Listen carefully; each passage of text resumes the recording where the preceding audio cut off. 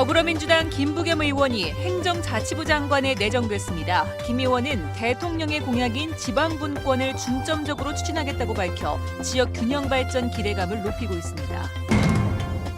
지역 감정에 의존하는 정치 구도가 이번 대통령 선거에서는 크게 완화됐습니다. 앞으로는 얼마나 효과 있는 정책을 잘 펴느냐가 유권자 지지를 얻는 관건이 될 전망입니다.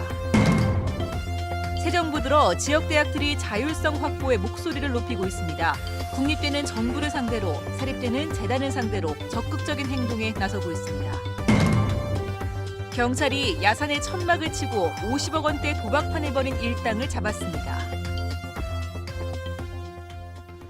시청자 여러분 안녕하십니까? 대구 경북 소식 전해드립니다. 지역 출신 더불어민주당 김부겸 의원이 행정자치부 장관에 내정됐습니다. 김부겸 의원은 대통령의 공약인 지방분권을 중점적으로 추진하겠다고 밝혔습니다. 그동안 지방자치가 20년이 넘도록 껍데기뿐이었다는 지적을 받아왔었는데 지방분권을 통한 지역 균형 발전 기대감이 커지고 있습니다. 보도에 권윤수 기자입니다. 대구 수성구 앞 더불어민주당 김부겸 의원이 문재인 정부 1기 내각 행정자치부 장관에 내정됐습니다. 지역 출신으로는 첫 입각입니다. 행정자치부는 대통령 공약인 지방분권 주무부처로 실질적인 균형 발전 정책을 어떻게 추진해 나갈지 주목받고 있습니다. 인사청문회를 잘 통과하고 행정자치부 장관이 된다면 지방분권과 균형 발전, 국거리 민주주의를 확고하게 제도화하는 그런 장관이 되고 싶습니다. 오랫동안 보수 정당 후보가 독식하다시피 한 대구 경북으로서는 지역 출신 여당 의원이 입각하게 돼 지역 발전 논의가 보다 활발해질 것이란 기대감도 높아지고 있습니다. 지역과 중앙정부를 연결하는 단순 민원 창구에 그칠 것이 아니라 균형 발전 차원의 큰 틀을 갖추는 게 더 큰 과제로 손꼽히고 있습니다. 지역의 민원 해결사 노릇보다는 지역의 비전을 모색하고 그것을 중앙정부에 잘 설명하고 관철시키는 그런 통로의 역할을 해주었으면 좋을 것 같아요. 지난 2년 동안 지방 분권 운동에 많은 관심을 보여온 김부겸 의원이 행자부 장관에 내정되면서 내년 개헌 논의 과정에서 지방 분권과 풀뿌리 민주주의를 어떻게 구체화시킬 수 있을지 주목받고 있습니다. MBC 뉴스 권윤수입니다. 그동안 선거 때마다 지역 감정에 의존하는 정치 구도가 강하게 작용했습니다만 이번 대통령 선거에서는 예전보다 크게 완화됐었는데요. 앞으로는 진보나 보수할 것 없이 얼마나 실질적이고 공감할 수 있는 정책을 펴느냐가 유권자 지지를 얻는 관건이 될 전망입니다. 보도에 김은혜 기자입니다. 지난 수십 년 동안 각종 선거에서 영남은 보수, 호남은 진보 성향의 정당이 압승을 거뒀습니다. 정당들은 지역 감정을 자극해 손쉽게 표를 모으면서 정당 정책이나 후보 공약 대결은 좀처럼 뿌리를 내리지 못했습니다. 하지만 이번 대선에서 나타났듯이 젊은 층을 중심으로 삶의 질이나 미래와 관련된 실질적인 요구가 투표 방향을 결정하는 경향이 확산되고 있습니다. 특히 양당 중심에서 다당 구도로 바뀌면서 이 같은 경향은 더 확대될 것이란 전망입니다. 과거 세대에 비해서는 합리적 투표 성향이 나타난다. 그런데 그래서 이렇게 합리적 투표를 통해서 누군가 어느 정당이 집권을 한다, 어느 후보가 당선된다고 했을 때는 그게 보수든 진보든 그냥 상관이 없겠죠. 유권자들의 투표 경향은 달라지고 있지만 지역적 기반을 중심으로 구도를 형성한 일부 정당은 시대 흐름에 따라가지 못하는 모습을 보이고 있습니다. 특히 대구 경북에서 압도적 지지를 받아온 보수 정당은 야당으로 바뀐 뒤에도 권력 다툼이 끊이지 않으면서 입지가 더욱 불안해지는 양상입니다. 권력을 중심으로 한 많은 경우에 부패한 모습을 나타내는 그런 보수였기 때문에 유권자들의 관점에서 볼 때는 시대에 뒤떨어졌다라는 평가를 좀 받고 있습니다. 그렇기 때문에 보수가 좀 새롭게 태어나서 유권자들의 삶의 문제에 접근하지 않으면은 내년 지방선거가 좀 어려워지지 않을까 저는 이렇게 좀 예상을 합니다. 유권자들의 달라진 정치의식이 합리적 투표로 이어지면서 우리가 남이가로 대표되는 지역 감정에 호소하는 구태 정치의 입지는 점점 좁아질 전망입니다. MBC 뉴스 김은혜입니다. 새 정부 들어 지역 대학들이 대학 자율성 회복 목소리를 높이고 있습니다. 국립대는 정부를 상대로, 사립대는 재단을 상대로 적극적인 행동에 나서고 있습니다. 이상원 기자가 보도합니다. 영남대학교 교수회는 400억 원이 넘는 재정 적자로 대학 구성원들이 고통을 분담하고 있지만 박근혜 전 대통령의 영향력이 여전한 재단은 지원은커녕 무책임한 태도로 일관하고 있다고 비난했습니다. 교수회는 당장 법인이사회를 전면 재구성하고 총장 학장 임명제를 직선제로 바꿀 것과 재정위기 극복을 위한 구체적인 대책 마련을 요구하고 있습니다. 학사 운영의 책임자인 총장이 재단에 의해서 임명되어진다고 한다면 실질적으로 학내 구성원들의 의사를 반영해서 그것들을 전달할 수 있는 또 수렴할 수 있는 그런 계기들이 전혀 작동하고 있지 않았다는 사실이죠. 2년이 넘는 총장 공백 사태를 빚으면서 대학 위상이 급격히 추락한 경북대는 교수회를 중심으로 총장 선출 방식을 재정립하기 위한 특별위원회를 구성해 합리적인 방안을 준비하고 있습니다. 올해 아마 10월이나 11월쯤 되면은 이 총장 선정 방식을 기존의 그 방식보다 훨씬 더 개선된 형태로 저희들이 새롭게 만들게 되는 그런 아마 결과를 가져오게 될 겁니다. 또 현재 교수평의회가 독점하고 있는 대학의 학사와 행정 심의 의결권을 교직원, 학생과 함께 결정하는 대학 평의회 제도를 도입하기 위해 연구위원회도 구성했습니다. 대학들은 새 정부가 대학 자율성 확대를 공약으로 제시한 만큼 자신들이 추진하고 있는 방안들이 현실화될 수 있을 것으로 기대하고 있습니다. 자율성 회복을 요구하는 대학가의 목소리가 갈수록 위상이 추락하고 있는 지역 대학들의 실질적인 경쟁력 회복으로 이어질 수 있을지 주목됩니다. MBC 뉴스 이상원입니다. 국토교통부는 녹조를 막기 위해 다음 달 1일 오후 2시부터 낙동강 강정고령보와 달성보 등 4대강 6개 보를 상시 개방한다고 밝혔습니다. 다만 농업용수 이용에 지장을 주지 않기 위해 지역의 강정고령보는 수위가 1.25m, 달성보는 0.5m만 낮아집니다. 정부는 이번 보 개방을 관찰한 뒤 개방 수준을 확대하고 나머지 10개 보의 개방도 검토할 계획입니다. 대통령이 지원을 약속한 대구의 풀뿌리 산업 가운데 오늘은 안경 산업의 현주소를 짚어보겠습니다. 전국 안경 제조업체의 84%가 대구에 있고 수출도 늘고 있고 부가가치도 높은 편이지만 중국산 저가 제품의 추격과 선진국의 첨단 제품을 따라잡기 위해서는 정책적인 지원이 시급하다는 목소리가 나오고 있습니다. 윤영균 기자가 취재했습니다. 대구시 북구의 한 안경테 공장. 지난해만 미국과 유럽 등지로 20억 원어치가 넘는 안경테를 수출했지만 크게 실속이 있었던 건 아닙니다. 자체적으로 개발한 브랜드의 반응이 좋지 않아 전량 OEM, 주문자 상표 부착 방식으로 수출했기 때문입니다.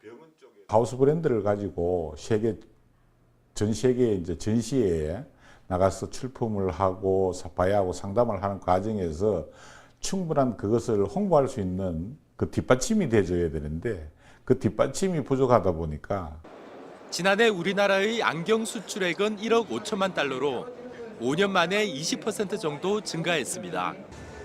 하지만 앞으로의 전망이 밝지만은 않습니다. 중국 저가 안경테의 추격이 거센 데다 선진국에서는 구글 글래스 같은 정보통신 기술과 결합한 안경까지 나오고 있기 때문입니다. 저희가 중간에 좀 끼어있는 샌드위치 현상인데요. 그게 됐다 보니까 브랜드를 갖다가 명품으로 이제 업하기 위해서, 올리기 위해서 지금 더 노력을 해야 되고요.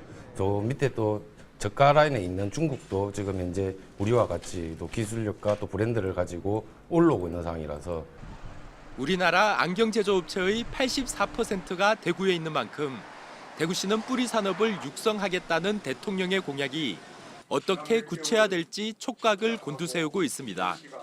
세계 4대 안경 생산지 대구는 국내 안경 산업을 대표합니다.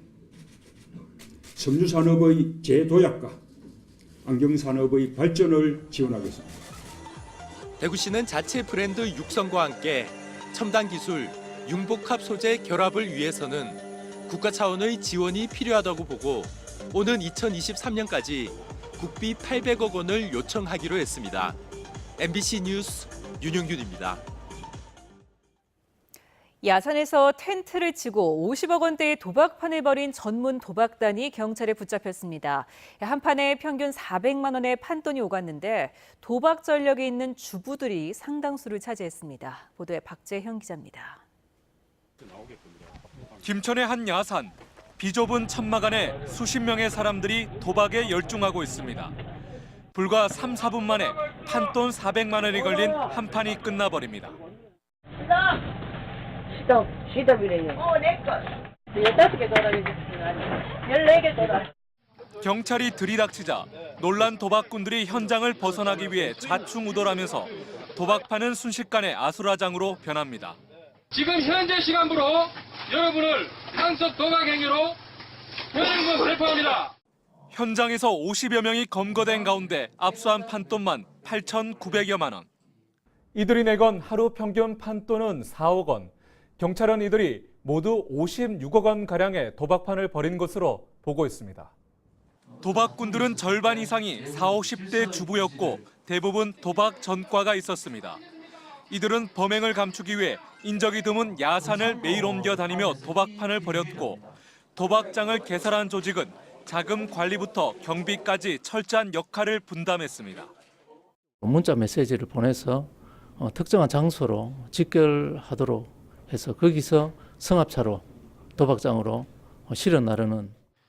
경찰은 검거된 도박꾼 상당수가 도박 자금을 마련하기 위해 선이자 360%를 주고 현금을 빌리면서 도박과 악성 채무라는 이중의 덫에 빠져 있었다고 밝혔습니다. MBC 뉴스 박재형입니다.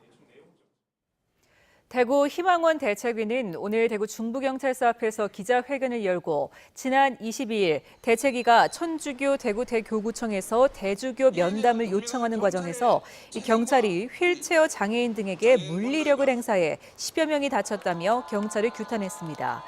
이들은 당시 교구의 시설 보호 요청을 받은 사복 경찰관이 대책위의 집회 해산을 위한 어떤 절차도 거치지 않았다며 경찰의 공식 사과와 책임 소재를 밝힐 것을 촉구했습니다. 문재인 대통령의 공공부문 비정규직 제로 선언 이후 비정규직의 정규직화가 잇따르고 있습니다. 간접 고용이 많은 한수원의 경우 직원 3명 가운데 1명이 비정규직인데요. 비정규직이 많은 공기관들의 행보가 주목됩니다. 장미쁨 기자입니다. 경주에 본사를 두고 있는 한수원의 임직원 2만 명 가운데 7,300여 명은 비정규직입니다.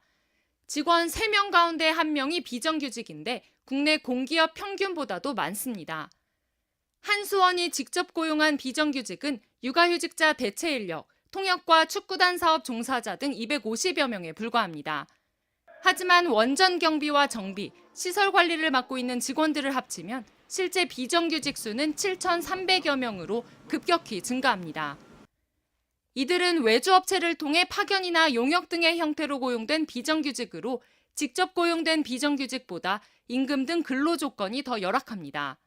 원청 직원들하고 동일하게 근무함에도 불구하고 임금은 반도 못 미치는 임금을 받고 있습니다. 쪼개기 계약을 하다 보니 원청에서 10개월 계약을 하든 1년을 계약을 하든 하게 되면 저희들은 따라갈 수밖에 없고.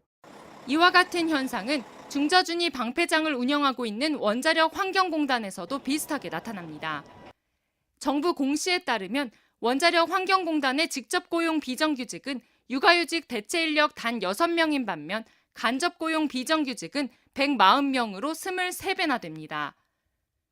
방패장 시설 정비와 경비직이 50여 명으로 가장 많았고 청소 15%, 방사선 관련 13% 순이었습니다. 인건비 절감, 외주화 등 경영 효율화를 앞세운 지난 정부의 정책이 공기관들의 간접 고용을 부추겼다는 평가가 나옵니다. 직고용하고 있는 비정규직 노동자들에 대한 정규직 전환 대책만 냈을 뿐 저희같이 용역 노동자들, 간접 고용 비정규직 노동자들에 대한 정규직 전환 대책은 전혀 내놓지 않았습니다. 최근 정부는 간접 고용 비정규직 비중이 높은 한수원 등 공기업의 정규직화 방안을 놓고 논의 중입니다. 현재까지는 전면 직접 고용과 무기계약직으로 채용하는 방식, 자회사를 설립해 고용하는 3가지 방안이 유력합니다. 현재 내부적으로 비정규직의 정규직화에 대비해서 실태 분석 및 현황 파악 중이고 향후 제시될 정부 로드맵에 따라서 정규직 전환에 적극 동참하도록 하겠습니다. 그동안 사각지대에 놓인 채 고질적인 문제로 남아있던 간접 고용 비정규직 문제가 이번 기회에 해결될 수 있을지 주목됩니다. MBC 뉴스 장미쁨입니다. 경상북도가 동남아시아 시장 개척의 전초 기지와 수출 지원 교두보 역할을 할 베트남 호치민 사무소를 열었습니다. 호치민 사무소는 전시 사무 공간으로 꾸며져 전시 공간에는 도내 중소기업 65개사 300여 품목이 전시되고 사무 공간에는 사무소장과 2명의 현지 직원이 근무합니다.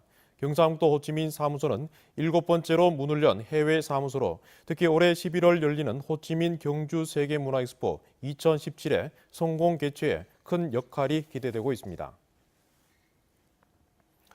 대구 달서구가 지역 국회의원과 시구의원 등이 참석한 가운데 지역 발전을 위한 정책 간담회를 열었습니다.